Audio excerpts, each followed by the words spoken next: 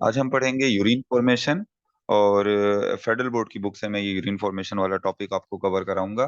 तो आपकी बुक कह रही है कि the formation of urine involve, यानी यूरिन की जो फॉर्मेशन होती है वो 3 स्टेप में होती है। एक ग्लोमेरुलर फिल्ट्रेशन है, दूसरी जो है वो ट्यूबुलर रीअब्जॉर्प्शन, और तीसरा क्या है, ट्यूबुलर सिक्रीशन।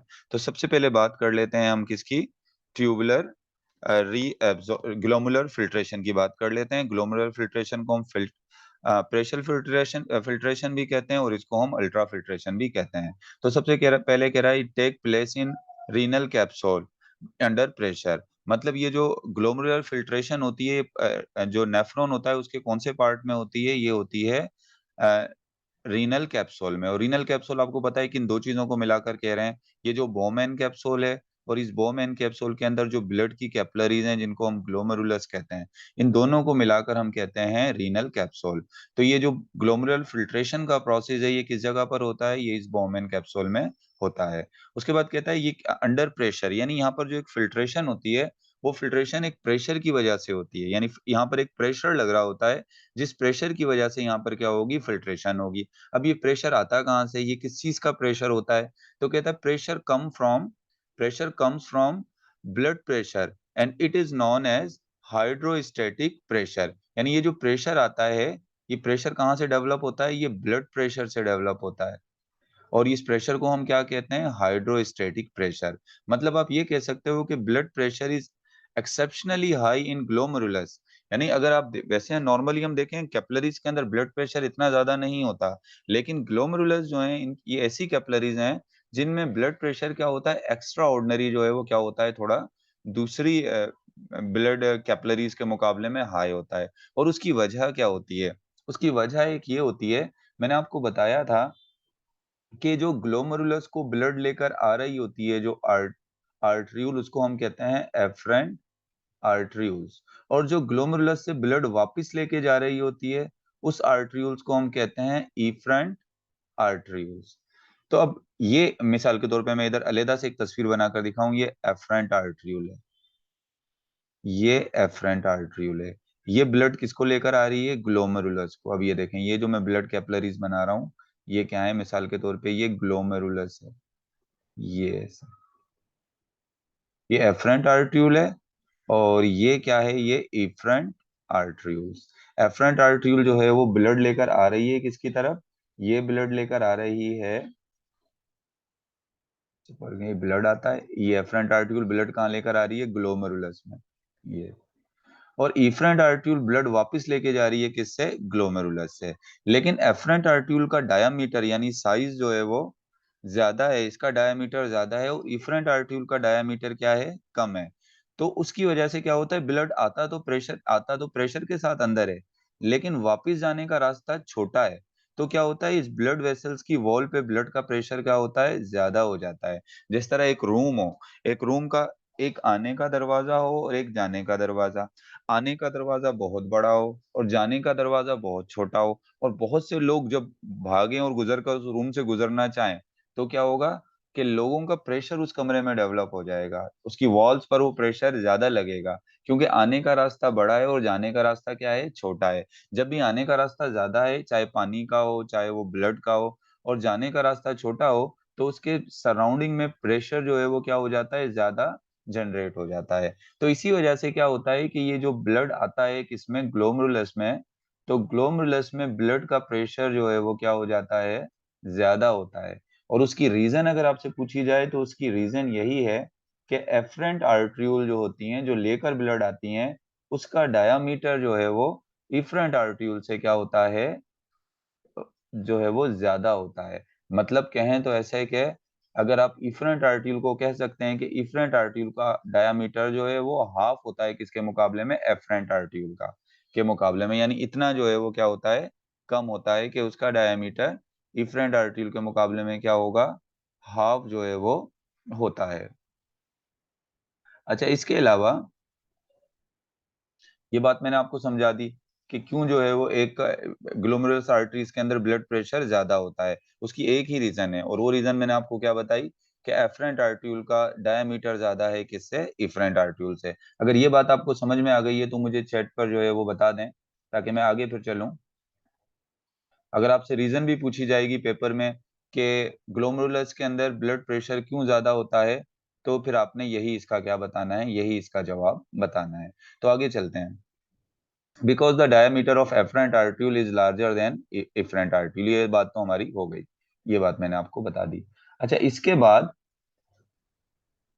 फिर कहता है due to such high pressure water and small solute molecule filter out of glomerulus capillaries and are collected in Bowman capsule. मतलब देखो क्या है कि मैं आपको यहां पर इसको इस तरह बता देता हूं।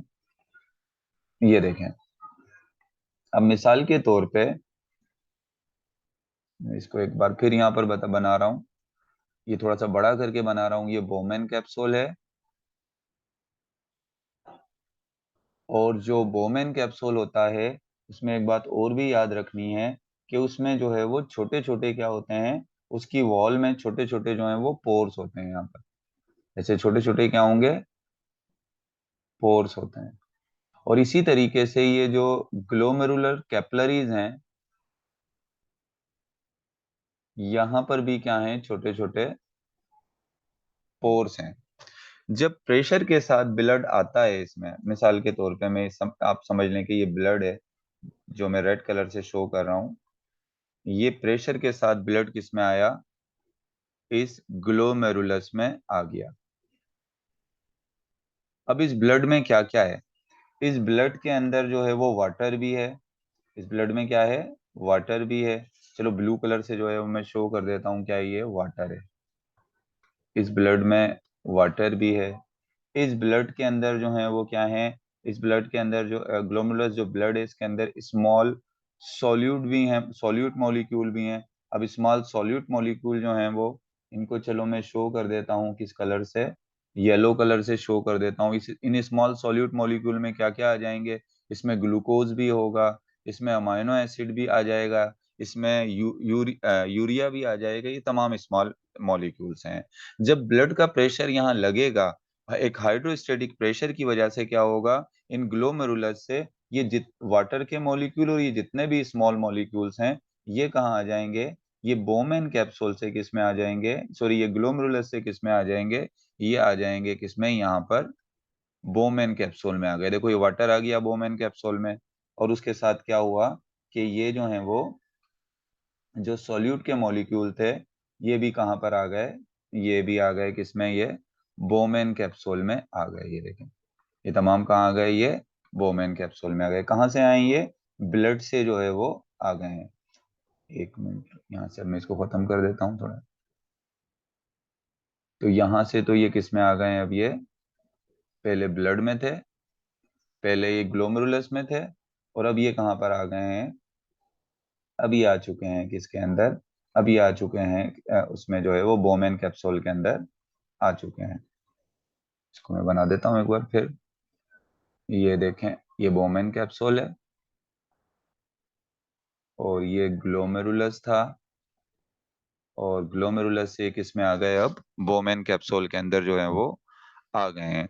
सर स्मॉल सॉल्यूट दोबारा बता दें, अनिका कह रही है। देखो स्मॉल सॉल्यूट्स किसको कह रहे हैं, यहाँ पर स्मॉल सॉल्यूट जो है वो अमाइनो एसिड को भी कह रहे हैं, यहाँ स्मॉल सॉल्यूट जो है वो ग्लूकोज को भी कह रहे हैं। मतलब ब्लड का जो वाटर है उसमें जो भी चीजें डिजोल्व हैं, स्मॉल साइज के जो मॉलिक्यूल्स हैं इसमें, यहाँ पर जो स्मॉल सॉल्यूट्स का जो मतलब है, यूरिया को भी कहा जा रहा है, ग्लूकोज को भी स्मॉल सॉल्यूट कहा जा रहा है, या अमाइनो एसिड को भी स्मॉल सॉल्यूट मॉलिक्यूल कहा जा रहा है, जो कि ग्लोमेरुलस से किस में आ गए हैं, जो कि ग्लोमेरुलस से आ गए हैं बोमेन कैप्सूल में।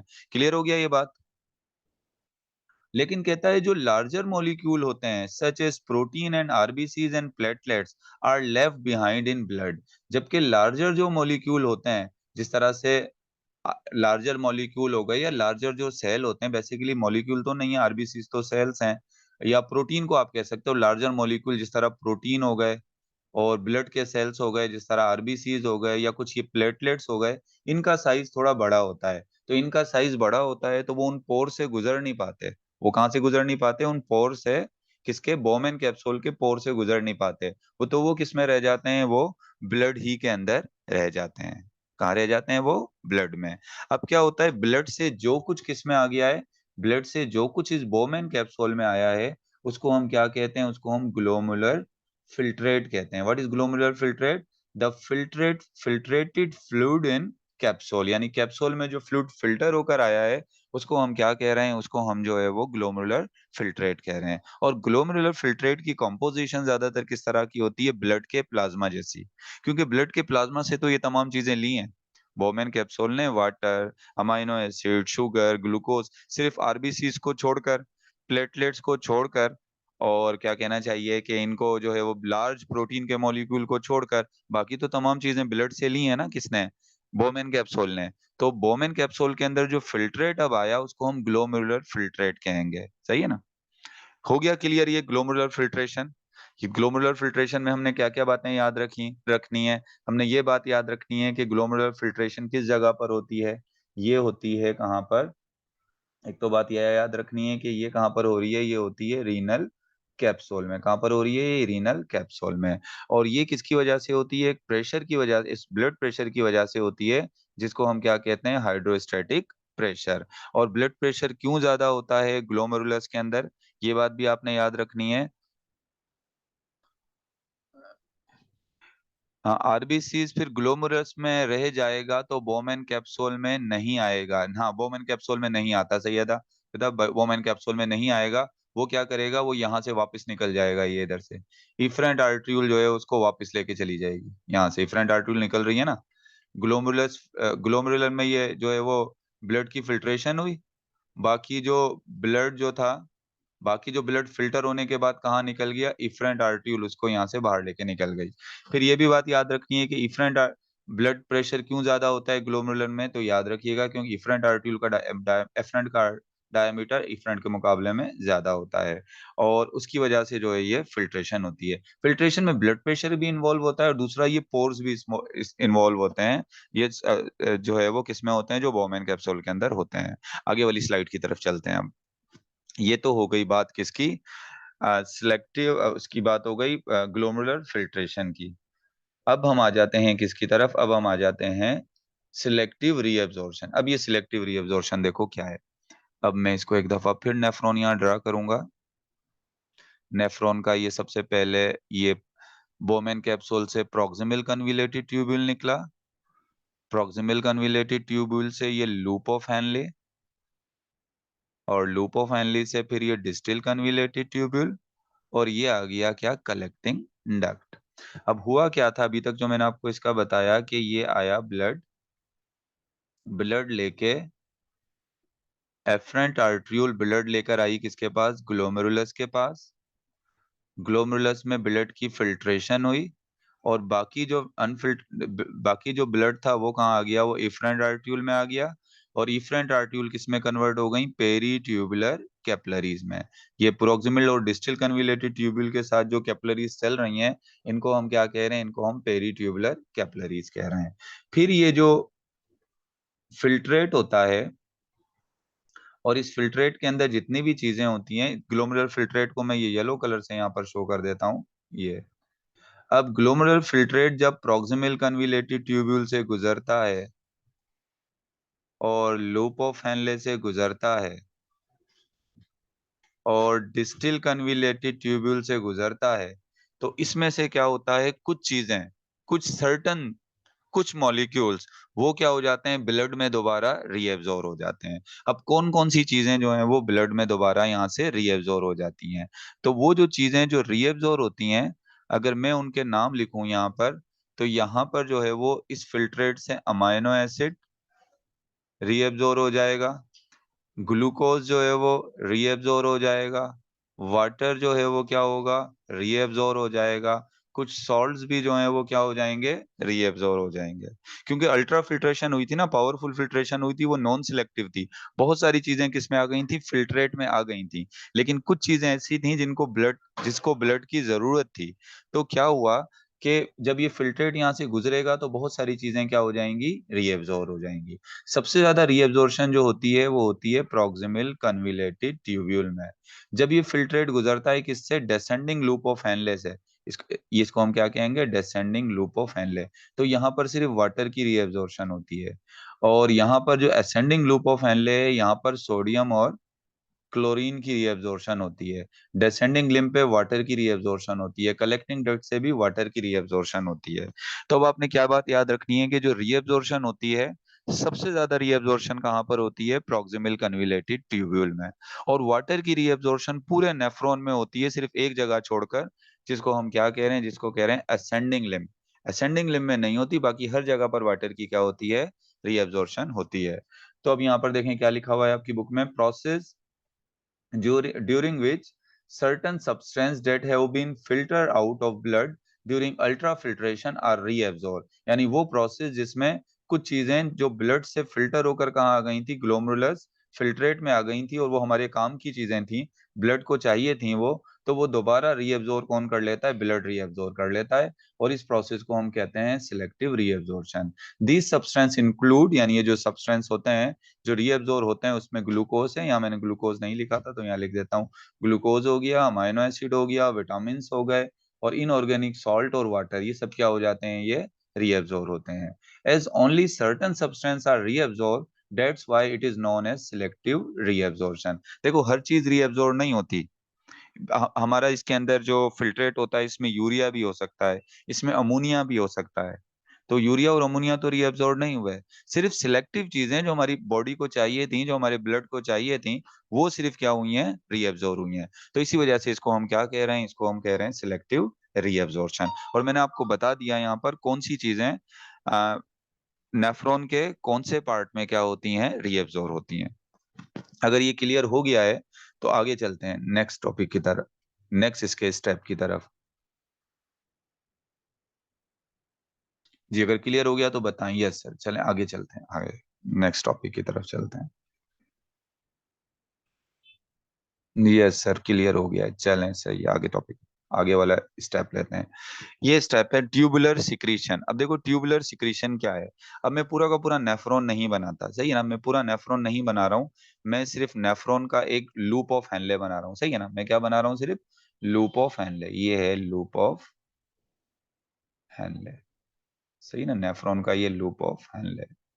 अब ये जो जिस तरीके से हमारी बॉडी के तमाम बॉडी के पार्ट सेल से मिलकर बनते हैं, अब ये लूप ऑफ हेनले की वॉल और नेफ्रॉन की जो वॉल होती है, ये जिन टिश्यूज से बनी हुई है, इनको हम कहते हैं एपिथेलियल टिश्यू। ये देखें, ये जो मैं नेफ्रॉन के ऊपर सेल्स की एक लेयर बना रहा हूँ, इन टिश्यूज को हम क्या कहते हैं? इनको हम कहते हैं एपिथेलियल सेल्स कह लें, या इनको सबको मिलाकर क्या कहेंगे?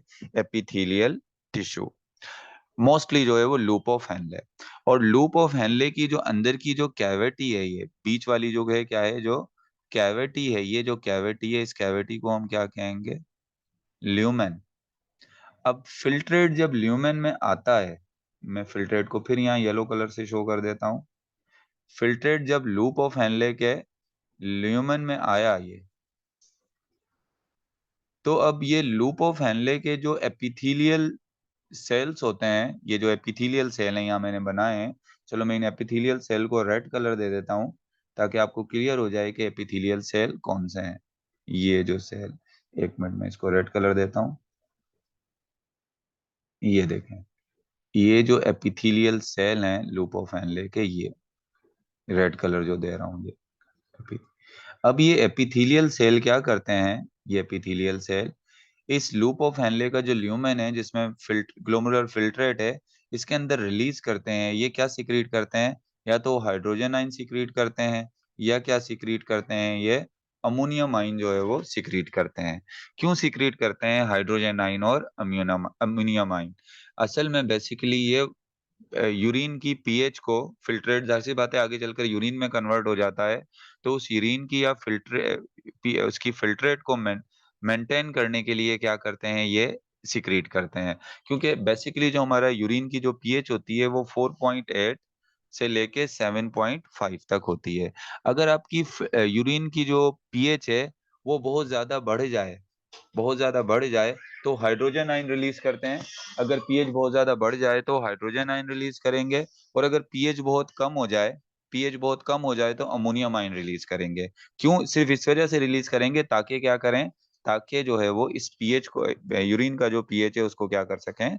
मेंटेन कर सकें। तो यहाँ पर ये क्या लिखा हुआ है आपकी बुक में? Process by which certain substance मिसाल के तौर पे ammonium and hydrogen ion secreted mainly by the tubular epithelial cell of loop of Henle. यानी ये जो अमोनियम और हाइड्रोजन आयन सिक्रीट होते हैं, कहाँ से सिक्रीट होते हैं? Epithelial tubular epithelial cell of loop of Henle. और कहाँ सिक्रीट होते हैं? In the lumen of tubule. ये लूप ऑफ हेनले की जो बीच वाली कैविटी है, इसको हम क्या कह रहे हैं? इसको हम ल्यूमेन कह रहे हैं।